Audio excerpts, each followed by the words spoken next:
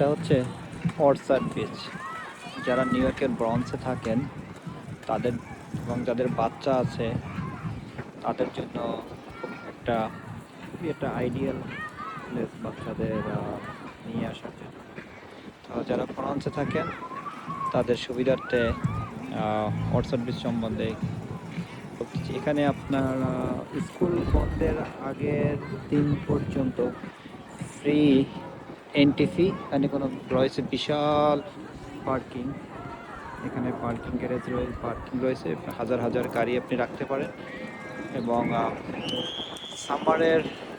Summer শুরু হওয়ার আগের দিন পর্যন্ত এখানে এন্ট্রি ফি ফ্রি।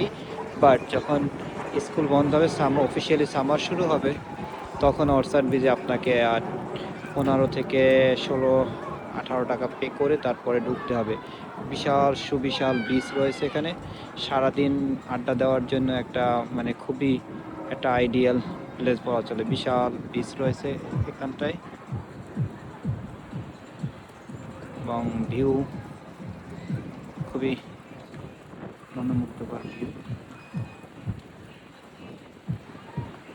বর্তমানে এখন ফ্রি রয়েছে এটা, মানে আপনার কোনো এন্ট্রি ফি দরকার নাই।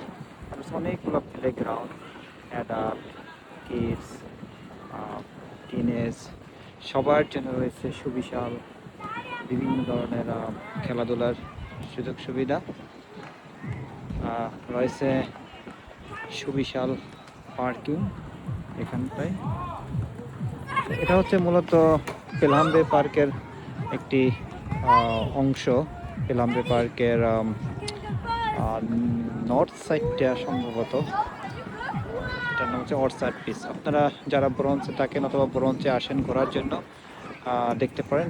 খুবই সুন্দর একটি জায়গা এবং স্পেশালি বাচ্চাদের জন্য তো মানে খুবই একটা সুন্দর একটা মানে প্লেস। অনেকগুলো রাইড সারাদিন আপনি এখানে কাটাতে পারবেন বন্ধু বান্ধব এবং ফ্যামিলি সবাইকে নিয়ে এসে।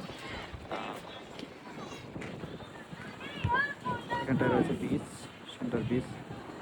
যদিও এখন লাইফ গার্ড নেই, কারণ যখন লাইফ গার্ডটা থাকবে এখানে, লাইফ গার্ড যখন মানে আসবে এখানে, তখন থেকেই আপনাকে মূলত টিকিটটা পে করে তারপরে মানে এখানটায় আসতে হবে। বাট এখন বর্তমানে এটা ফ্রি রয়েছে।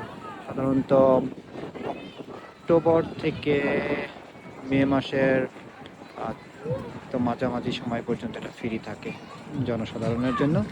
এরপর মে মাসের পর থেকে আসলে এটা পে করে ঢুকতে হয় এখানে।